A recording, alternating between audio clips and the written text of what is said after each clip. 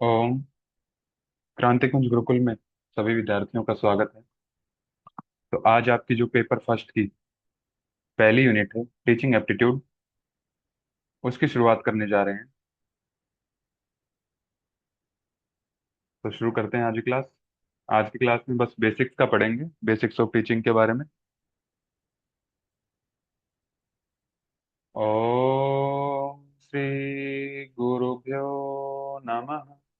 ओम शांति शांति शांति। तो सबसे पहली चीज तो यही आती है कि टीचिंग क्या है, टीचिंग एप्टीट्यूड क्या चीज होती है। ठीक है। तो टीचिंग क्या है? शिक्षण। कि जो भी किसी के पास नॉलेज है, स्किल्स हैं, या फिर कोई ऐसी मॉरल वैल्यूज हैं, कुछ भी हो, अगर वो दूसरे के पास ट्रांसफर कर रहे हैं, उसको सिखा रहे हैं, ट्रांसमिट कर रहे हैं उसके पास, तो उसको बोलते हैं टीचिंग। कि teaching is a practice of transmitting या तो skill, knowledge and values to others. Teaching means the interaction of teacher and students. कि जो सिखाने वाला है उसको टीचर बोलते हैं, शिक्षक, और जो सीखने वाला है उसको शिक्षार्थी या फिर छात्र। उन दोनों के बीच क्या है? Interaction. They participate for their mutual benefit. वो दोनों एक दूसरे से किस लिए मिलते हैं? ताकि वो एक दूसरे को लाभ पहुंचा सके। म्यूचुअल बेनिफिट्स, आपसी लाभ। ठीक है। फिर अगला कंसेप्ट आता है इसमें, टीचिंग एप्टीट्यूड क्या है? शिक्षण की योग्यता। कि जो भी टीचिंग का प्रोसेस घटित होगा उसमें योग्यता होना बहुत जरूरी है। अगर योग्यता ही नहीं होगी, टीचिंग का प्रोसेस भी चल रहा है, अगर वो योग्य नहीं होगा टीचर, तो वो अपनी जो नॉलेज है उसको ट्रांसमिट नहीं कर पाएगा स्टूडेंट्स तक। और अगर स्टूडेंट्स योग्य नहीं होंगे तो टीचर चाहे कितना भी अच्छा हो जाए, वो उस कंसेप्ट को, उस नॉलेज को ग्रहण नहीं कर पाएंगे। तो यही है शिक्षण की योग्यता, टीचिंग एप्टीट्यूड। कि ability to teach and facilitate learning effectively. कि प्रभावी ढंग से जो एक कोई भी स्किल है, कोई भी नॉलेज है, उसको सीखा जाए, उसको ग्रहण किया जाए प्रभावी तरीके से, कि स्टूडेंट्स को उसका फायदा हो, उसको बोलते हैं टीचिंग एप्टीट्यूड। ठीक है। फिर इसमें एक चीज आती है TL model, teacher learner model of teaching. क्या है? तो TL model of teaching is A depiction of the teaching learning environment. कि जो एक, जब शिक्षक को और शिक्षार्थी भी मौजूद हो, तो एक जो वातावरण बनता है जब आपस में दोनों इंटरेक्ट करते हैं, उसको बोलते हैं टीएल मॉडल। ठीक है। टीचिंग को ट्राइएडिक बोला गया है, त्रिपादीय, तीन पाद बोले गए हैं इसके, तीन चरण बोले गए हैं। ठीक है। यानी कि इसमें तीन कोर एलिमेंट्स हैं। कौन से? सबसे पहला तो टीचर ही है, दूसरा स्टूडेंट, और तीसरा सब्जेक्ट मैटर या फिर कंटेंट। कि जैसे एक ट्राइंगल अगर मान लें, तो उसके एक कॉर्नर पे शिक्षक हो जाएगा, यानी कि टीचर, और एक पे हो जाएगा शिक्षार्थी, यानी कि लर्नर या फिर स्टूडेंट, और एक जिसके बारे में शिक्षक शिक्षार्थी को सिखाएगा, वो कंटेंट, वो विषय वस्तु। ठीक है। तो ये तीनों चीजें होनी जरूरी है। फिर एक जो क्वेश्चन पूछा जाता है आपका, इसमें क्वेश्चन पूछा जाता है कि जॉन डवे ने कौन से तीन एलिमेंट बताए? जॉन डवे ने भी तीन ही एलिमेंट बताए हैं। तो कौन से हैं वो? तो education is a three part process, यही बोला है इसने भी। Any educational system that does not have social component. तो सोशल कंपोनेंट का महत्व इसने प्रतिपादित किया है जॉन डवे ने। कि जब तक सोशल कंपोनेंट ऐड ना हो किसी भी एजुकेशन में, तब तक वो एजुकेशन अधूरी है। ठीक है। तो इसने तीन जो एलिमेंट्स बताए हैं, तो उसमें पहला टीचर, दूसरा स्टूडेंट, तो दो तो सेम माने हैं, लेकिन तीसरा विषय वस्तु को ना मान के इसने माना है सोसाइटी को, समाज को। ठीक है। तो ये कई बार पूछा जा चुका है कि सोसाइटी का एलिमेंट किसने माना है, या फिर सोशल एलिमेंट्स या फिर सोशल कंपोनेंट किसने टीएल मॉडल में इंक्लूड किया है? तो वो जॉन डवे ने किया। फिर कुछ इंपॉर्टेंट पॉइंट्स हैं कि टीचिंग और लर्निंग है इंटीग्रली रिलेटेड एक्ट्स। यानी कि आपस में अभिन्न रूप से क्या है वो, अटूट इनका आपस में रिलेशन है। कि जहाँ पे टीचिंग होगी वहां लर्निंग होगी ही होगी। ठीक है। और अगर टीचिंग हो रही है तो ऐसा नहीं हो सकता कि वहां पे लर्निंग ना हो। तो अभिन्न है कि जिनको अलग अलग ना किया जा सके। फिर दूसरा बोलता है कि teaching is a social act, कि एक सामाजिक कार्य है। सामाजिक कार्य कैसे है? क्योंकि टीच करने के लिए कोई ना कोई लर्नर या फिर स्टूडेंट मौजूद होना चाहिए। ठीक है। जब सामने कोई दूसरा बैठा हो उसी को हम टीच कर सकते हैं, उसी को शिक्षण दे सकते हैं। तो ये तो हो जाएगा टीचिंग, इसलिए ये सोशल एक्ट है। लेकिन लर्निंग क्या है, सीखना क्या है? वो सेल्फ स्टडी भी होती है, कि जो लर्नर है वो अपने आप भी चीजें सीखता है। तो learning is a personal act. तो ये तीन जो पॉइंट्स हैं ये एज इट इज आपको याद रख लेने हैं, क्योंकि इनके ऊपर कई बार पीवाईक्यू, कई बार क्वेश्चन पूछे जा चुके हैं। ठीक है। तो teaching is a social act while learning is a personal act. Teaching can not take place without learners, कि जब तक सीखने वाला कोई नहीं है तब तक टीचिंग या फिर शिक्षण घटित नहीं हो सकता, शिक्षण अधूरा है। While a learner can learn even without a teacher, कि जो शिक्षार्थी है वो बिना किसी टीचर के भी सीख सकता है, इसीलिए ये पर्सनल है। ठीक है। तो ये तीनों पॉइंट्स याद कर लेंगे इसके। फिर कुछ विशेषताएं हैं टीचिंग की, क्या क्या है? The primary function of teaching, कि प्राइमरी फंक्शन क्या है टीचिंग का? टू गाइड एंड ट्रेन, कि जो भी शिक्षार्थी है उसको गाइडेंस देना, उसको एक दिशा देना और उसको ट्रेन करना। अगर स्किल की बात करें तो उसको ट्रेन करना उस स्किल में। फिर teaching is A collaborative effort between the teacher and the students. Collaborative effort से ये कि दोनों एक साथ कोलेबरेशन में सहयोग से काम करते हैं, टीचर भी और स्टूडेंट भी। अगर टीचर शिक्षण दे रहा है और स्टूडेंट्स कोऑपरेट ना करें, उसके साथ अपनी भागीदारी ना दिखाएं, तो टीचिंग का प्रोसेस इनकम्प्लीट रह जाएगा, पूरा नहीं होगा। ठीक है। तो दोनों को इसलिए कोलेबोरेशन में काम करना पड़ता है। अगर टीचर शिक्षण दे रहा है तो स्टूडेंट्स को वो ग्रहण भी करना पड़ेगा, तभी टीचिंग का प्रोसेस जो है कंप्लीट होगा। फिर अगला, teaching is the art of effectively imparting knowledge to students, कि टीचिंग एक कला है जिससे कि जो नॉलेज है वो एक प्रभावी ढंग से क्या हो, छात्रों तक पहुंचाई जा सके। फिर टीचिंग एक साइंस है, एक विज्ञान है, that aims to educate students about facts, कि जो फैक्ट्स की जानकारी दे, causes of issues in the various areas, कि अलग अलग संदर्भों में जो भी समस्याएं आती हैं उनके पीछे का कारण क्या है। ठीक है। तो उसको एक नई दिशा टीचिंग देती है, शिक्षण देती है, इसलिए एक टीचिंग क्या है, एक विज्ञान भी। Education is a never ending process, क्योंकि जब से इंसान पैदा होता है और मृत्यु पर्यंत तक, मरणासन होने तक, कुछ न कुछ कहीं ना कहीं से सीखता ही रहता है। ठीक है। घर में होगा अपने जो भी रिलेटिव्स होंगे, फैमिली मेंबर्स होंगे, उनसे कुछ सीखेगा। स्कूल में जाएगा टीचर से सीखेगा, कॉलेज में जाएगा अपने प्रोफेसर से। ठीक है। अकेला बैठा होगा, आसपास का जो एनवायरनमेंट है, पशु हैं, पक्षी हैं, सबसे कुछ ना कुछ सीखता है। तो ये नेवर एंडिंग प्रोसेस है। फिर अगला है, teacher can effectively teach if he और she has complete confidence in the subject, कि एक टीचर किसी भी स्टूडेंट को तभी सिखा सकता है जब उसको उस विषय में पूरा कॉन्फिडेंस हो। जब पूरा कॉन्फिडेंस होगा तो वो अपनी नॉलेज स्टूडेंट्स को प्रभावी तरीके से इफेक्टिवली दे सकता है। फिर अगला आता है इसमें, students are encouraged to learn more and more when they are taught, कि जब स्टूडेंट को सिखाया जाता है एक इफेक्टिव तरीके से, जिससे जो स्टूडेंट है वो जल्दी से उसको कैच कर लें, ग्रैस्प कर लें जल्दी से जल्दी, तो उनमें एनकरेजमेंट की भावना, मतलब उत्साह आता है ज्यादा सीखने का। फिर अगला आता है, there is both formal and informal teaching. Teaching दोनों तरीके की होती है, एक फॉर्मल टीचिंग और एक इनफॉर्मल टीचिंग। फॉर्मल टीचिंग कौन सी होगी? कि पूरी प्लानिंग के साथ जो टीचिंग होगी, कि आज हमने ये बेसिक्स करने हैं टीचिंग के, तो ये प्लानिंग है, अगली क्लास में क्या करना है वही प्लानिंग है। तो ये फॉर्मल टीचिंग का पार्ट। इनफॉर्मल टीचिंग कौन सी होगी? कि जो आपने प्लानिंग नहीं की है, बस आपने अनायास ही वो आपने कहीं नोटिस की और समझ में आपको आ गई और वो चीज आपके ज्ञान का रूप ले लेती है, तो उसको बोलते हैं इनफॉर्मल टीचिंग। फिर teaching is the process of conveying information to students, कि स्टूडेंट्स के पास इंफॉर्मेशन कन्वे करना, उनके पास मैसेज को पहुंचा देना, ये teaching. In teaching the teacher engagingly conveys knowledge so that peoples can grasp it quickly.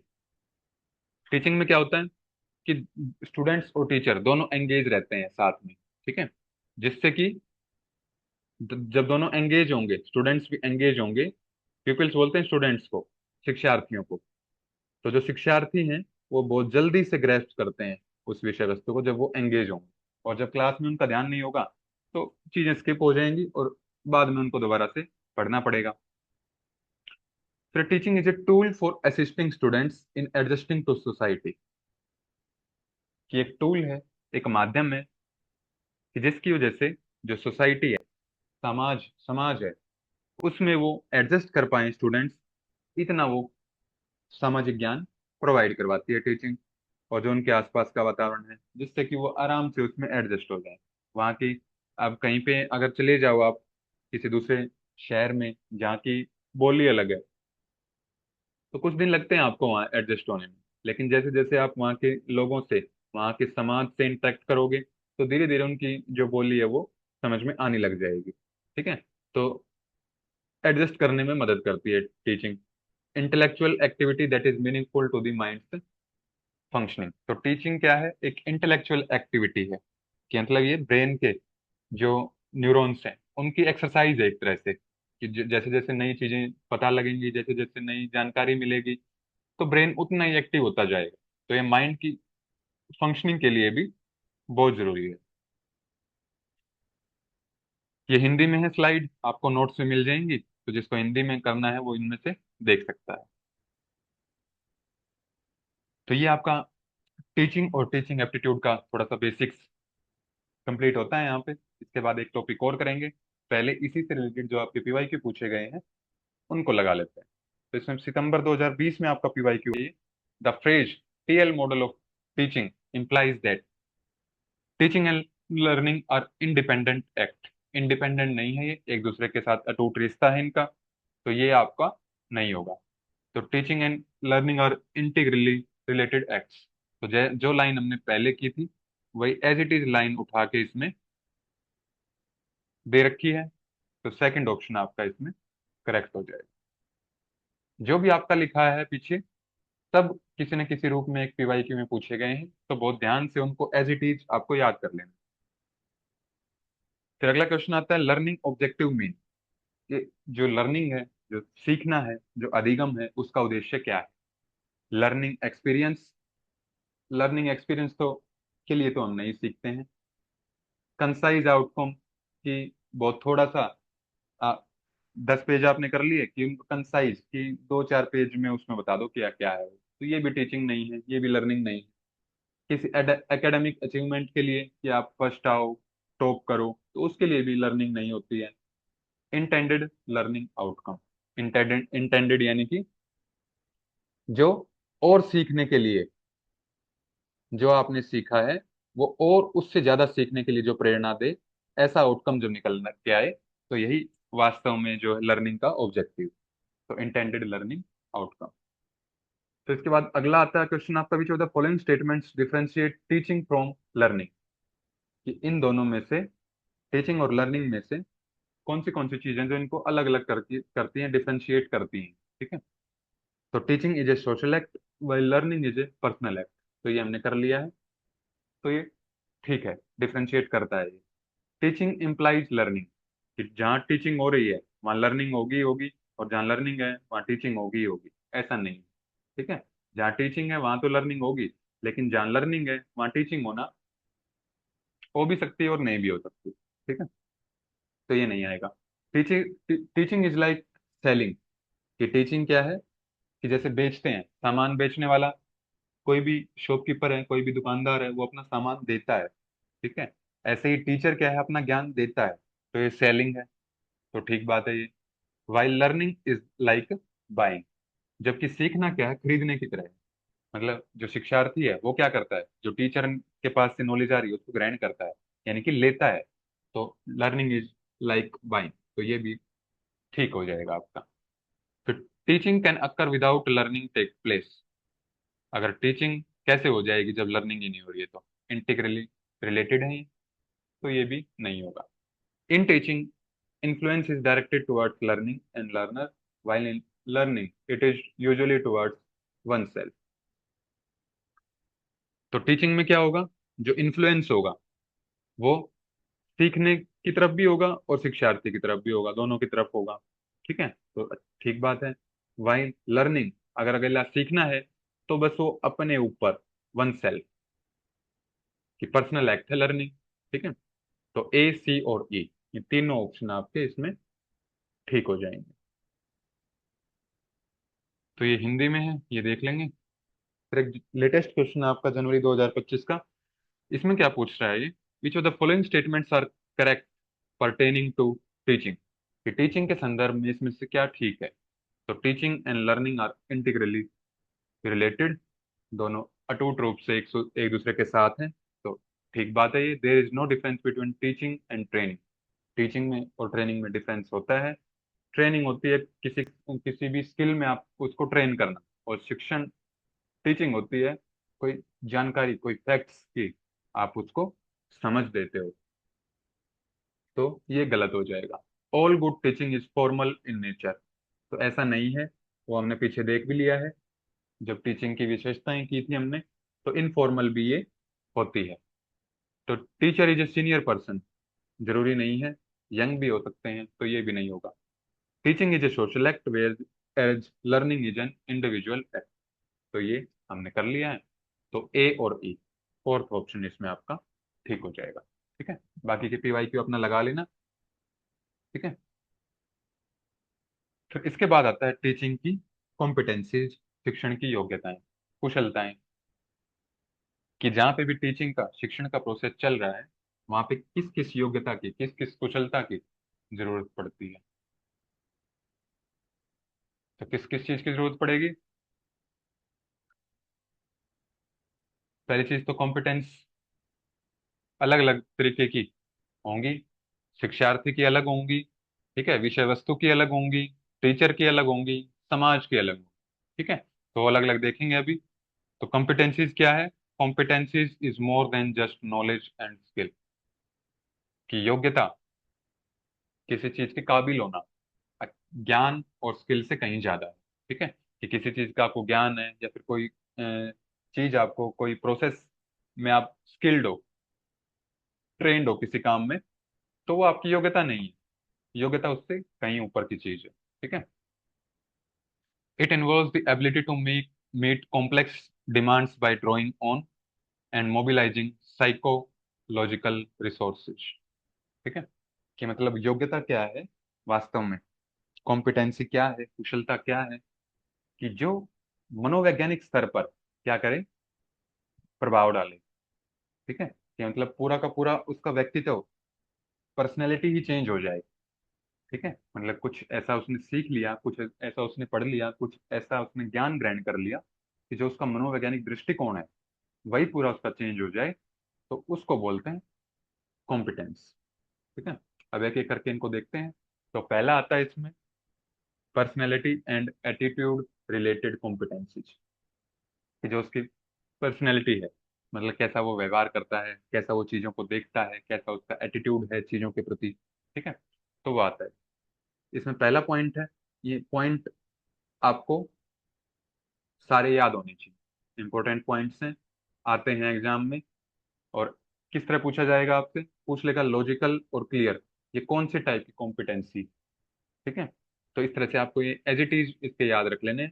ठीक है, समझने के लिए समझते हैं अब इनको। लोकस ऑफ कंट्रोल क्या है, नियंत्रण, कि स्टूडेंट्स कोई डाउट पूछें, या फिर कुछ टॉपिक ऐसा आ जाए, या फिर स्टूडेंट्स शरारत करने लग जाएं, और वो टीचर जो है वो अपना नियंत्रण खो दे, गुस्सा करने लग जाए। ठीक है, तो वो मतलब उसका लोकस ऑफ कंट्रोल नियंत्रण में नहीं, सेट नहीं है उसका।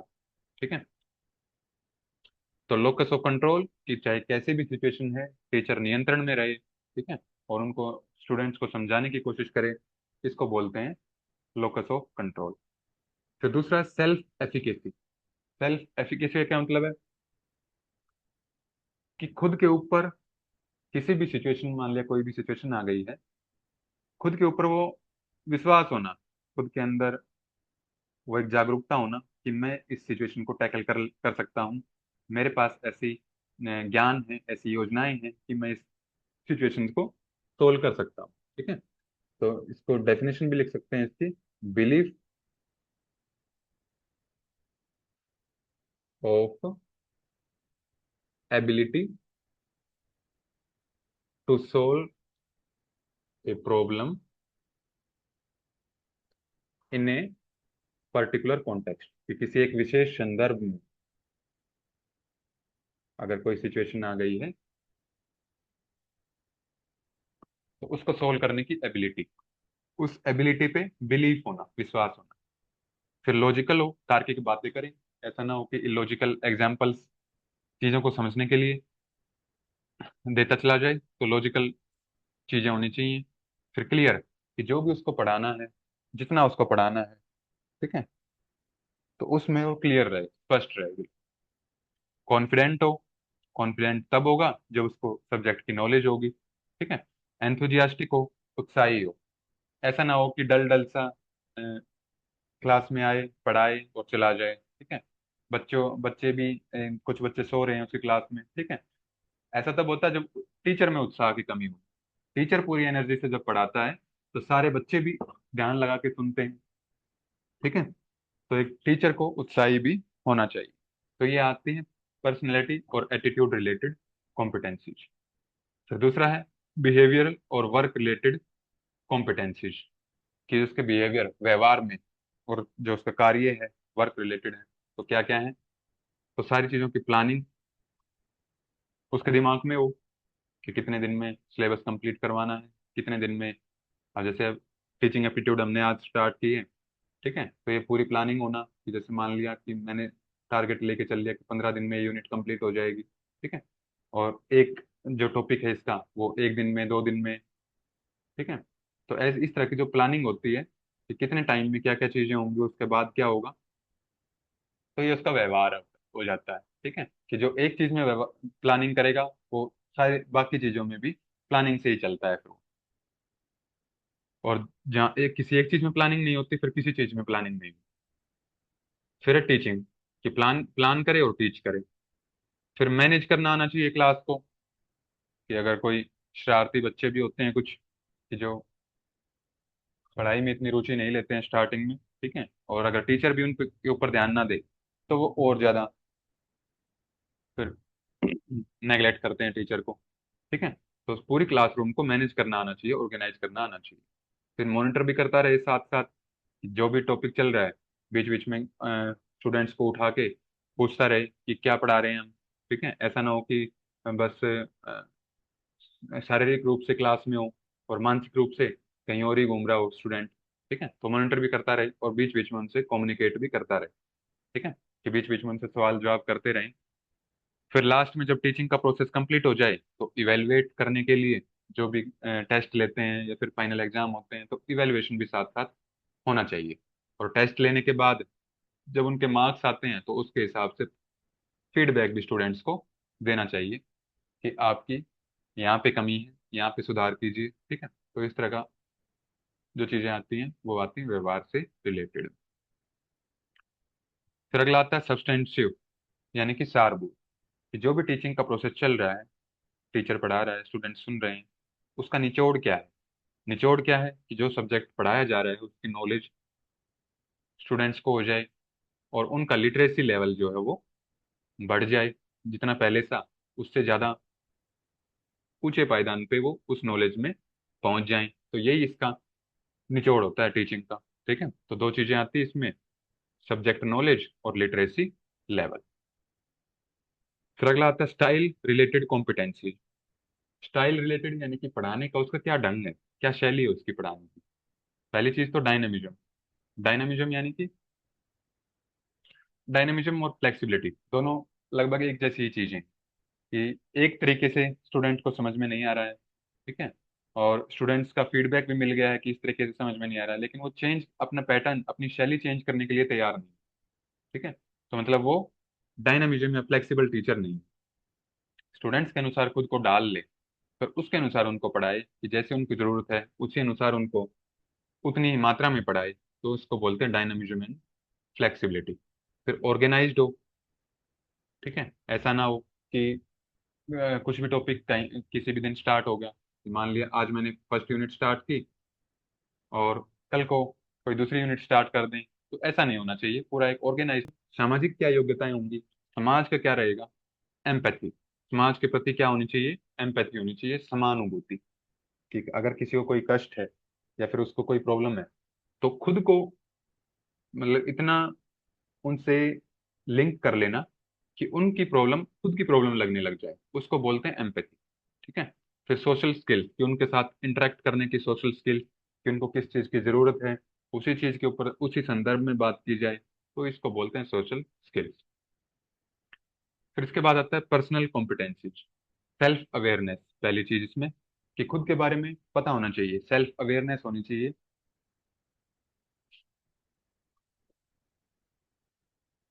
फिर सेल्फ रेगुलेशन, आत्म नियम, कि खुद को रेगुलेट भी करना आना चाहिए, ऐसे नहीं कि सब कुछ व्यवस्थित चल रहा है। और मोटिवेटेड भी एक टीचर और स्टूडेंट दोनों को रहना चाहिए। ठीक है, ऐसा ना हो कि समय समय पर मोटिवेशन बीच बीच में टीचर को भी देते रहना चाहिए, कि जिससे स्टूडेंट का जो रुचि है वो बनी रहे उस सब्जेक्ट में। ठीक है, तो ये तीन तीन चीजें आती हैं पर्सनल कॉम्पिटेंस। तो ये कॉम्पिटेंसीज आपकी खत्म होती है यहाँ पे। अब अगला टॉपिक छोटा सा आता है आपका, कि फेजेस क्या है टीचिंग के, चरण क्या होते हैं, स्तर क्या है टीचिंग के। तो मान लिया ये क्लासरूम है,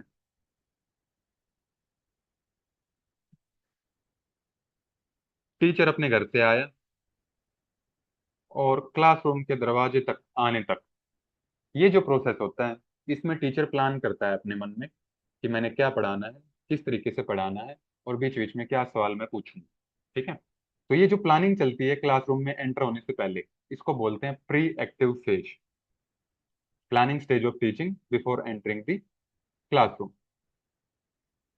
और जब एक बार क्लासरूम में एंटर हो गया टीचर, उसके बाद उसने पढ़ाना स्टार्ट कर दिया, वो होती है एक्चुअल स्टेज ऑफ टीचिंग, या फिर जिसको बोलते हैं इंटरेक्टिव स्टेज, जहाँ पे क्या करता है टीचर, जो भी उसका ज्ञान है, जो भी नॉलेज है, वो स्टूडेंट्स को कन्वे करता है, उन तक पहुंचाता है, और स्टूडेंट्स को क्या करता है, मोटिवेट करता है।